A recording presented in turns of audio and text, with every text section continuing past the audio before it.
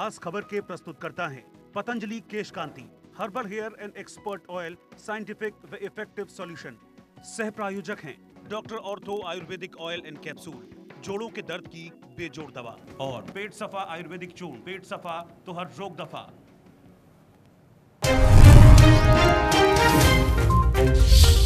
मुख्यमंत्री जयराम ठाकुर हमीरपुर के कार्यक्रम में भाग लेने के उपरांत देर शाम धर्मशाला पहुंचे। सीएम ने होने वाली बैठक की तैयारियों का जायजा लिया।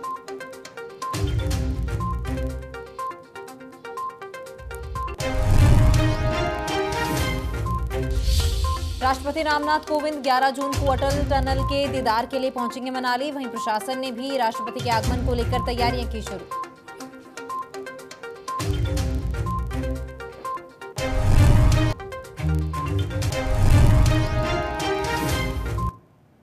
नमस्कार, इंडिया न्यूज हिमाचल पर आपका स्वागत है। मैं हूं आपके साथ तमन्ना अरोड़ा। बुलेटिन की शुरुआत करेंगे धर्मशाला की खबर से। मुख्यमंत्री जयराम ठाकुर हमीरपुर के कार्यक्रम में भाग लेने के उपरांत देर शाम धर्मशाला पहुंचे। सीएम ने धर्मशाला क्रिकेट स्टेडियम में देश के प्रधानमंत्री नरेंद्र मोदी द्वारा देश के सभी मुख्य सचिवों के साथ होने वाली बैठक स्थल की तैयारियों का जायजा लिया, जिसके उपरांत मुख्यमंत्री का काफिला धर्मशाला के सर्किट हाउस के लिए रवाना हो गया। धर्मशाला पहुंचने पर मुख्यमंत्री जयराम ठाकुर ने पत्रकारों से बातचीत के दौरान कहा कि हिमाचल प्रदेश के लिए यह खुशी की बात है कि एक सप्ताह के भीतर ही देश के राष्ट्रपति रामनाथ कोविंद और देश के प्रधानमंत्री नरेंद्र मोदी हिमाचल का दौरा करेंगे और 10 जून को राष्ट्रपति रामनाथ कोविंद और 16 जून को प्रधानमंत्री नरेंद्र मोदी जिला कांगड़ा में आ रहे हैं। ये खुशी की बात है कि एक सप्ताह के अंदर देश के राष्ट्रपति जी का भी और प्रधानमंत्री जी का भी आना हो रहा है। 10 तारीख को राष्ट्रपति महोदय जी आएंगे और 16 तारीख को प्रधानमंत्री जी आएंगे, और दोनों का धर्मशाला में आकर के स्टे है, नाइट स्टे है, और निश्चित रूप से हमारे लिए खुशी की बात है। और जहाँ तक प्रधानमंत्री जी का कार्यक्रम है, उसमें तो चीफ सेक्रेटरी के साथ कॉन्फ्रेंस है, पूरे देश भर से चीफ सेक्रेटरी आ रहे हैं और यहाँ धर्मशाला में उनके साथ 2 दिन की बैठक होगी। और जहाँ तक राष्ट्रपति महोदय जी का आना हो रहा है, वो हमारी सेंट्रल यूनिवर्सिटी का जो कॉन्वोकेशन है उसमें वो भाग लेंगे।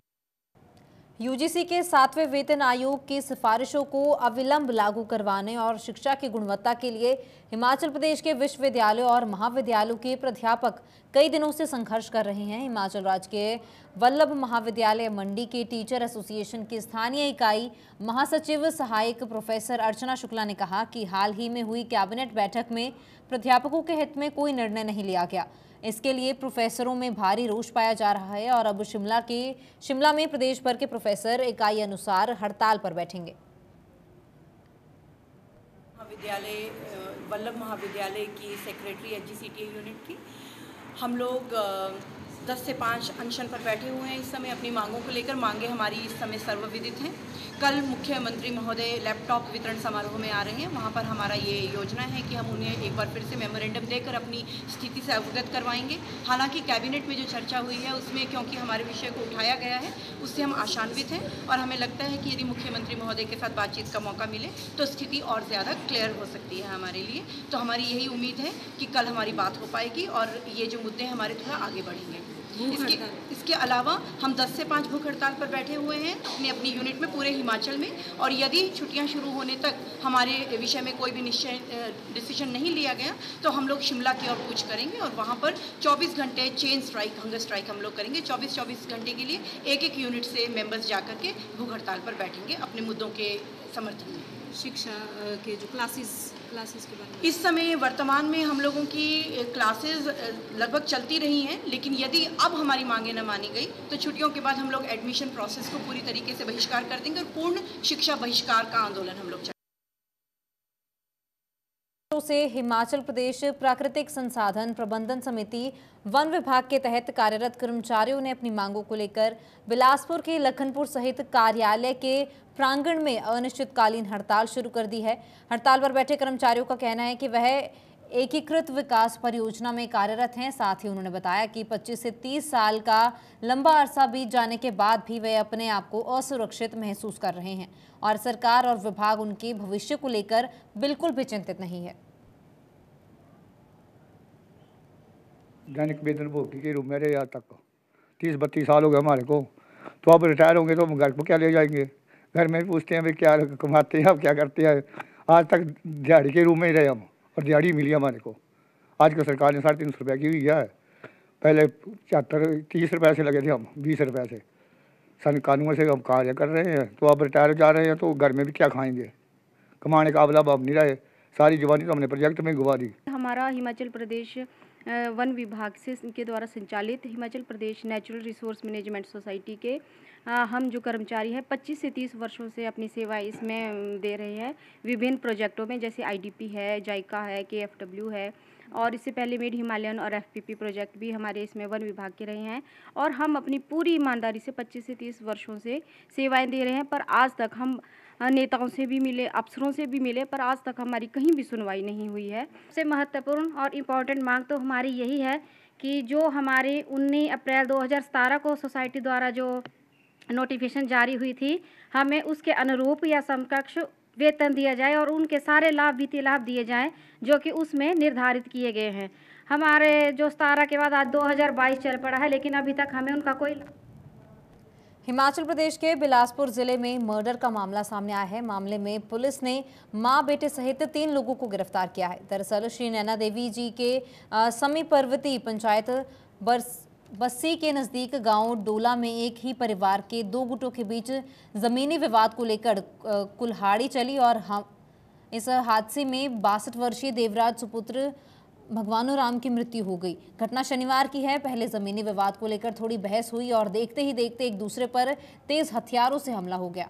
विवाद में भगवानू राम को कुल्हाड़ी से प्रहार से गहरी चोटें आई हैं और घायल अवस्था में देशराज को पहले अस्पताल ले जाया गया। पंजाब के शहर अनंतपुर साहिब में ले जाया गया, जहां हालत नाजुक को देखते हुए डॉक्टरों ने देशराज को पीजीआई चंडीगढ़ रेफर कर दिया। उन्होंने जहां ले जाने पर उन्हें मृत घोषित कर दिया गया है।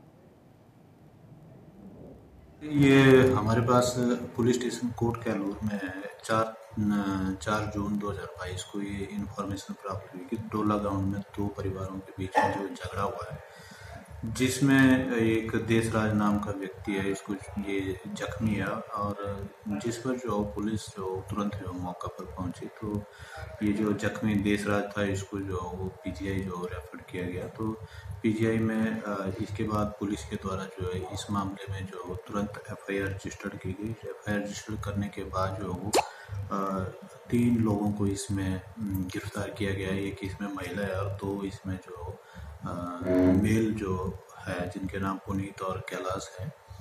तो उसके बाद शाम के टाइम उसी शाम को जो है इस व्यक्ति की दौरान इलाज जो मौत हो गई थी।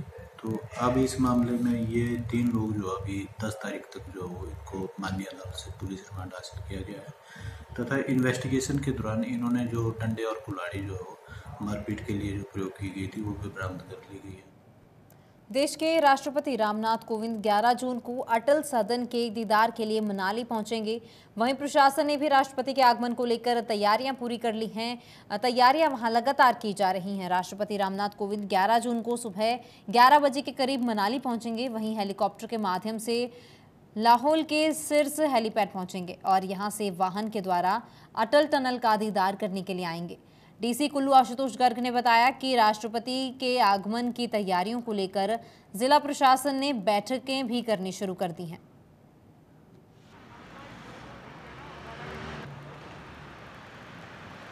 बता दें कि देश के राष्ट्रपति रामनाथ कोविंद कुल्लू पहुंचेंगे, अटल टनल का दीदार करेंगे और जिसके लिए तैयारियां की जा रही हैं और तैयारियों को लेकर वहां जायजे भी लगातार लिए जा रहे हैं। बैठकों का दौर भी लगातार चल रहा है। बिल्कुल, कार्यक्रम को लेकर जो है वो सारी तैयारियां की जा रही हैं और राष्ट्रपति जी का कार्यक्रम जो है वो अटल रोहतांग टनल को विजिट करेंगे और उसके लिए वो सुबह आएंगे और दोपहर के बाद उनकी वापसी है। खबर मंडी से है, जहां ऑनलाइन फर्जी साइट से मंडी जिला के सुंदरनगर के एक ऑटो चालक को शॉपिंग करना महंगा पड़ गया। ऑटो चालक ऑनलाइन घड़ी मंगवाने के चक्कर में 1399 रुपए की ठगी का शिकार हो गया। वहीं ऑटो चालक ने सरकार और पुलिस प्रशासन से मांग की है कि इन ऑनलाइन फर्जी साइट्स पर प्रतिबंध लगाया जाए ताकि कोई भी ठगी का शिकार ना हो। मंडी जिला के सुंदरनगर में ऑटो चलाने वाले गोल्डी ने बताया कि उसने सोशल मीडिया प्लेटफॉर्म पर न्यूज़ 3D साइट से ऑनलाइन घड़ी का ऑर्डर किया था। जैसे ही 4 दिन के बाद उसे घड़ी मिली तो कैश ऑन डिलीवरी के माध्यम से उसने डिलीवरी बॉय को पैसे दिए और लेकिन जब उसके पास घड़ी पहुंची, डब्बा उसने घड़ी का खोला तो उस बॉक्स में से महज 10 से 20 रुपए वाली खिलौने वाली घड़ी उसे मिली है। मैं ऑटो चालक हूँ और मैं यहाँ सुंदरनगर में ऑटो चलाता हूँ। मैं एक दिन सोशल साइट चला रहा था, उसमें मैंने देखा कि ऑनलाइन घड़ी की परचेज की एक ऐड आई हुई थी जिसका नाम है न्यूज़ 3D और मैंने उस पर घड़ी ऑनलाइन मंगवा ली और 3-4 दिन बाद जब मेरे पास घड़ी आई तो मैंने जब उसको खोला तो उसके अंदर देखा कि घड़ी के अंदर सिर्फ एक खिलौना ही निकला, जो मात्र मेले में 10 रुपये का घड़ी खिलौना मिलता है। और मेरी इन लोगों के खिलाफ़ जो ऑनलाइन फर्जीवाड़ा करते हैं, मेरी पुलिस प्रशासन से और स्थानीय पुलिस से यह मांग है कि ऐसे लोगों पे सख्त से सख्त कार्रवाई की जाए। सर मेरे साथ 1399 रुपये जो ऑनलाइन मैंने कैश डिलीवरी दी है अभी। हाल ही में दिल्ली के स्वास्थ्य मंत्री और आम आदमी पार्टी के हिमाचल प्रभारी सत्येंद्र जैन की गिरफ्तारी के विरोध में मंगलवार को आम आदमी पार्टी ने जिला मुख्यालय नाहन में विरोध प्रदर्शन किया। आम आदमी पार्टी के प्रदेश प्रवक्ता मनीष ठाकुर के नेतृत्व में दर्जनों पार्टी कार्यकर्ताओं ने मुख्य बस स्टैंड से लेकर शहर के विभिन्न हिस्सों से होते हुए डीसी कार्यालय तक प्रदर्शन करते हुए केंद्र सरकार के खिलाफ जमकर नारेबाजी की। साथ ही डीसी सिरमौर के माध्यम से राष्ट्रपति को इस मामले में एक ज्ञापन सौंपा और तुरंत हिमाचल प्रभारी सत्येंद्र जैन की रिहाई की मांग की गई है। कि किस तरह से गैर कानूनी तरीके से जो हिमाचल प्रदेश के जो प्रभारी है आदरणीय श्री सत्येंद्र जैन जी, उनको गिरफ्तार किया गया है ईडी ने। हालांकि पिछले 8 सालों से लगातार उन्होंने ईडी को जांच में अपना पूरा सहयोग दिया है, लेकिन उनके खिलाफ उसमें कुछ भी नहीं मिला। फिर किस आधार पर उनको गिरफ्तार किया गया है? आपने देखा ईडी ने हाई कोर्ट के अंदर, दिल्ली हाई कोर्ट के अंदर कबूला है कि सत्येंद्र जैन जी के खिलाफ ना तो कोई FIR है, ना ही वो आरोपी है। तो किस बिना पर, इस लोकतांत्रिक देश पर, किस कानून के तहत उनको गिरफ्तार किया गया है? जो व्यक्ति आरोपी भी नहीं है, FIR में उसका नाम भी नहीं है, तो सरेआम उनको प्रताड़ित किया जा रहा है। प्रताड़ित किस लिए किया जा रहा है? क्योंकि हिमाचल प्रदेश के अंदर आने वाले नवंबर माह में चुनाव है और जिस तरह की सक्रियता श्री सत्येंद्र जैन जी हिमाचल प्रदेश के अंदर अलग अलग विधानसभा में जाकर आम आदमी पार्टी कार्यकर्ताओं को मोटिवेट कर रहे थे, मोबिलाइज कर रहे थे और उनकी अध्यक्षता और उनके नेतृत्व में और अरविंद केजरीवाल जी की नीतियों से प्रभावित होकर मैं आपको बताना चाहूँगा कि हिमाचल प्रदेश के अंदर मिस कॉल के माध्यम से, टोल फ्री नंबर के माध्यम से लगभग 5 लाख का जो आंकड़ा है हमारी सदस्यता का पहुँच गया है। और इसके अलावा जो ऑफलाइन मेंबरशिप, जो रसीद के माध्यम से, रसीद बुक के माध्यम से लगभग, जिनसा जी यहाँ पर एग्जैक्ट तो मैं कह नहीं पाऊँगा, वो 10 लाख के करीब वो सदस्यता अभियान हमारा पहुँच गया है। उससे घबरा कर और उससे डर कर वो जो 10 लाख जो सदस्यता अभियान है वो हिमाचल के लोग हैं, ना तो पंजाब के लोग हैं, ना वो दिल्ली के लोग हैं। कुल्लू पहुंचे हिमाचल कांग्रेस कमेटी विधि विभाग के कार्यकारी अध्यक्ष प्रणय प्रताप सिंह ने पत्रकार वार्ता को संबोधित करते हुए कहा कि कुल्लू जिला में निजी अस्पताल को सरकारी भूमि दिए जाने के मामले में अब कांग्रेस विधि विभाग RTI का सहारा लेगा और साथ ही नियमों को ताक पर रखकर निजी अस्पताल को भूमि देने के मामलों में भी कोर्ट का दरवाजा खटखटाया जाएगा। साथ ही उन्होंने बताया कि प्रदेश भर में कांग्रेस विधि विभाग कार्यकर्ताओं का भी गठन करेगा। और लाहौल की बार से बात करने आया था। यहाँ पे बॉडीज़ फॉर्म करनी है, जो ऑलरेडी एग्जिस्टिंग बॉडीज़ हैं उसमें हमने और लोगों को नियुक्त करना है जो यंग लोग हैं। कल मेरे संज्ञान में एक बात लाई गई कि यहाँ एक काफ़ी बड़ा लैंड का जो चंक है वो ट्रांसफ़र किया गया है एक सोसाइटी को, जिसमें शायद हॉस्पिटल बन रहा है। तो हम उसके बारे में RTI लगा के ये पता करना चाह रहे हैं कि वो क्या सुप्रीम कोर्ट के दिशा निर्देश से हुआ है या नहीं हुआ है, क्योंकि सुप्रीम कोर्ट में एक पब्लिक इंटरेस्ट लिटिगेशन पेंडिंग है जिसमें ऑर्डर ये हुआ था कि कोई भी अगर forest land non forest purposes के लिए यूज़ हो रही है तो वो बिना सुप्रीम कोर्ट की अनुमति के नहीं हो सकती। तो आरटीआई से खुलासा हो जाएगा, पता लग जाएगा कि वो उसके लिए वो ट्रांसफ़र जो है सुप्रीम कोर्ट की डायरेक्शन से हुई कि नहीं हुई। अगर नहीं हुई होगी तो फिर हम माननीय सर्वोच्च न्यायालय का दरवाज़ा खटखटाएंगे। तो तब तक हम वेट करेंगे आरटीआई का। और कल ही मेरे ध्यान में ये बात लाई गई है, बड़े आपके किसी सीनियर लीडर हैं यहाँ पे कांग्रेस के, उन्होंने ध्यान में मेरे बात लाई है, तो इसका संज्ञान लिया है। मैंने बात की है सबसे, जितने विजेंद्र पंडित जी हैं, बाकी सूद साहब हैं, बाकी सबसे मैंने बात की है कल। तो कल बैठ के हमने जो है आरटीआई ड्राफ्ट कर ली है इसकी, और वो आज या कल में आरटीआई हम इसकी लगा देंगे। तो बार एसोसिएशन की स्ट्रेंथनिंग जो है, हर बार में हम लोग, हमारे पास हिमाचल में 34 बार हैं, हर बार में हमारा एक ऑर्गेनाइजेशन होगी, हर बार में ऑर्गेनाइजेशन का ग्रुप होगा। उसमें जो भी हमारी हायरकी फॉलो होती है, जैसे कि हमारी स्टेट लेवल पे होती है, डिस्ट्रिक्ट लेवल पे होती है, अब डिस्ट्रिक्ट लेवल पे है, उसके बाद हम लोग जो है इसको बार लेवल, हर बार के लेवल पे भी कर रहे हैं, ताकि कल को जैसे कोई लोकल लीडर हैं जो इलेक्शन का टाइम आता है या अदरवाइज भी किसी को ज़रूरत पड़ती है, तो उन्हें ये आइडेंटिफाई हो कि ये जो है he is the member of, he is the executive member, या ये जो है पदाधिकारी हैं कांग्रेस लीगल डिपार्टमेंट। हमीरपुर में भाजपा कार्य समिति की बैठक में हिस्सा लेने पहुंचे मुख्यमंत्री जयराम ठाकुर ने कहा कि कार्य समिति की बैठक के लिए हमीरपुर जिला को विशेष तौर पर चुना गया है, और उन्होंने कहा कि चुनाव नजदीक हैं, जिसके चलते भाजपा की कार्य समिति की बैठक में विस्तार पूर्वक कोर कमेटी के साथ चर्चा और विभिन्न मुद्दों पर बातचीत की गई है। सीएम जयराम ठाकुर ने कहा कि कार्य समिति की बैठक में जो योजना बनेगी उसे धरातल पर उतारने की कवायद को अमलीजामा पहनाया जाएगा, जिससे नेताओं सहित कार्यकर्ताओं की भी अहम भूमिका रहेगी। प्रदेश कार्य समिति की बैठक नियमित अपने शेड्यूल पर है ये, और अब की बार हमने हमीरपुर को चुना है इस बैठक के लिए, और बैठक में संगठन से संबंधित सारे मुद्दों पर चर्चा होगी जो पार्टी को मजबूत करने की दृष्टि से होंगे। और स्वाभाविक रूप से हम जब चुनाव के करीब हैं तो चुनाव के लिए हमको किस प्रकार से आने वाले समय में तैयारियां करनी हैं, उस सारे मुद्दों पर भी बातचीत होगी और आगे बढ़ेंगे।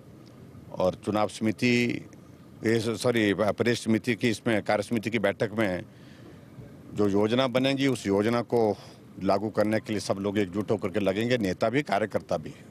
और अब की बार जैसे मैंने पहले कहा है, सरकार नहीं रिवाज बदलेंगे, रिवाज के अनुसार जो है वो हिमाचल प्रदेश का जो चलने का था कि 5 साल के लिए एक सरकार, 5 साल के लिए दूसरी, अब 5 साल के लिए भाजपा की सरकार, फिर 5 साल के लिए भाजपा की सरकार। बिस्तर से उठते हैं बयान देते हैं, सोते जाते हैं तो बयान देते हैं, क्या बोल सकता हूँ मैं, अब जहाँ भी जाते हैं वो बयान ही देते रहते हैं। गंगाराम अस्पताल की सहभागिता से हमीरपुर के दशमल गांव में चलाए जा रहे पार्वती चैरिटेबल अस्पताल प्रदेश के लोगों के लिए वरदान साबित हो रहा है। 2007 में स्थापित हुए इस अस्पताल में अब तक हजारों किडनी, स्त्री रोग, बच्चों के रोग, हड्डी रोग और अन्य कई रोगों से ग्रस्त मरीज अपना इलाज यहां करवा चुके हैं और स्वस्थ हो चुके हैं। पार्वती अस्पताल हमीरपुर में आज घुटनों के प्रत्यर्पण के 100वें मरीज का इलाज कर शतक पूरा कर लिया गया है। यह बात विश्व प्रसिद्ध किडनी रोग विशेषज्ञ सर गंगाराम अस्पताल के चेयरमैन पद्मश्री DDS राणा ने कही है। एक ड्रीम था कि हम अच्छी सर्जरियाँ कर पाएंगे जो यहाँ हो सकती हैं, और उनमें एक जॉइंट रिप्लेसमेंट सर्जरी भी थी, और ये संभव हुआ गंगाराम के कोऑपरेशन से। और जो कर रहे हैं, जिन्होंने जॉइंट रिप्लेसमेंट सर्जरी की, तो जो मुखिया हैं वो हैं मेरे जो राइट में खड़े हैं डॉक्टर चंद्रशेखर यादव। वो बहुत बड़े एमिनेंट जॉइंट रिप्लेसमेंट सर्जन हैं, farmer all India institute of science के प्रोफेसर हैं। निपुण राणा खड़ा है, ये इनका शिष्य है, और इन दोनों ने यहाँ आज 100 जॉइंट अभी तक कर चुके हैं, और 7-8 जॉइंट शाम तक कर देंगे। और तो ऐसे ही महीने में 10-12-15 जॉइंट यहाँ कर जाते हैं।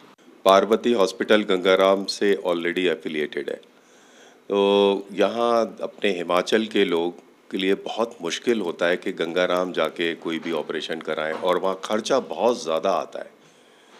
और तो ये एक हिमाचल गवर्नमेंट की एक हिमगिरी स्कीम है। तो होता क्या है, सर का ये आइडिया था कि हम वहीं पार्वती हॉस्पिटल, जिसका कि ऑपरेशन थिएटर बहुत ज़्यादा मतलब हाई टेक है, बिल्कुल वर्ल्ड क्लास ऑपरेशन थिएटर है। देश के विभिन्न राज्यों में जहां सूरज की गर्मी ने पारा चढ़ा दिया है, तो वहीं तपती गर्मी से राहत पाने के लिए सैलानी भी पहाड़ी इलाकों का रुख करने लगे हैं। बीते सप्ताह की बात करें तो सोमवार से लेकर रविवार तक 16,000 पर्यटक वाहन लेकर मनाली पहुंचे। सैलानियों की भीड़ के कारण कुल्लू में बह रही सदानीरा ब्यास की लहरों में पर्यटकों का मेला लगा हुआ था। ब्यास की जलधाराओं के ऊपर से हरे, नीले, पीले और लाल रंग के राफ्ट जब क्रम करती हुई दिखाई देती हैं तो ऐसा लगता है नदी में जिस तरह मेला लगा हुआ है। फर्स्ट टाइम आया, लाइफ का बहुत बड़ा एंजॉय हो गया मेरा पे यहाँ पे आके। मैं रियर राफ्टिंग कभी नहीं की थी, पहली बार रियर राफ्टिंग की है। रियर राफ्टिंग में बहुत सारी मज़ा आई और यहाँ फिलहाल देखना चाहिए मौसम के हिसाब से बहुत बड़ी मज़ा है आने में, घूमने में। ये जो टूरिस्ट पॉइंट है सबसे अच्छी टूरिस्ट पॉइंट है। और मैंने 3 दिन हम लोग मनाली में थे। मनाली में रोहतांग में इंजॉय किया, रोहतांग में अपना पैराग्लाइडिंग किया है और बर्फ़ में भी घूमे हम लोग। 1300 मीटर दूर ऊपर चोटी पे चढ़ के हम लोग ने अपना भारत का झंडा फैलाया है। तो हमको बहुत यहाँ पे कुल सब देखने चाहिए, तो सब बहुत सारी तरीके से बहुत मज़ा आया, बढ़िया लगा हम लोग को। यहाँ पे हमने 2-3 बार आने की और इच्छा जमा रही है कि आना चाहिए ज़रूर। कि मेरी ये कि सबसे बात है, सबको बोलना चाहता हूँ कि मैं कि जो भी टूरिस्ट जो घूमना चाहते हैं, जिसको घूमने के लिए एंजॉय करने के लिए आना है, तो जो शादीशुदा हुआ रहेंगे, जो नए बच्चे हैं, किसको भी आना है तो हिमालय मनाचल में आना, कुल्लू मनाली में आना है। यहाँ पे आने के बाद मुझे पता चला खूब बढ़िया है और यहाँ पे आने के लिए सब लोगों ने आना चाहिए। यहाँ के लोग भी अच्छे हैं, सब लोग संभाल के लेते हैं और यहाँ पे इतना मज़ा है कि सब लोग यहाँ पे आने के बाद खुद को खुश हो जाएंगे। आने के बाद इतनी मज़ा है यहाँ पे। रिवर राफ्टिंग में इतना मज़ा आया कि हम सोचे नहीं थे कि इतनी मज़ा है। और यहाँ का पानी इतना शुद्ध है कि आप ये पानी पी सकते हो, या ये पानी पे रिवर राफ्टिंग करने के बाद आपको कौन सी ही बीमारी नहीं हो सकती है। आप बिंदास इसमें आ सकते हैं और मज़ा ले सकते हैं अपनी ज़िंदगी की। बिलासपुर के झंडुता के केशवानंद निवासी डेहन ने पुलिस अधीक्षक एसआर राणा से उनकी बेटी प्रियंका की हत्या की फिर से छानबीन करने तथा उसके पति, सास और 2 नौकरों को भी गिरफ्तार करने की मांग की है। उन्होंने यहां पर पुलिस अधीक्षक एसआर राणा को ज्ञापन सौंपते हुए कहा कि उनकी बेटी प्रियंका का विवाह रामानंद ओहर के साथ हुआ था, लेकिन विवाह के 2 महीने के बाद यानी 11 अप्रैल 2022 को उन्हें मोबाइल फ़ोन पर उनकी बेटी द्वारा खुदकुशी करने के बारे में बताया गया। उन्होंने बताया कि जब पता चलने पर प्रियंका के घर गए तो उसका शव पुलिस के आने से पहले नीचे उतार दिया गया था।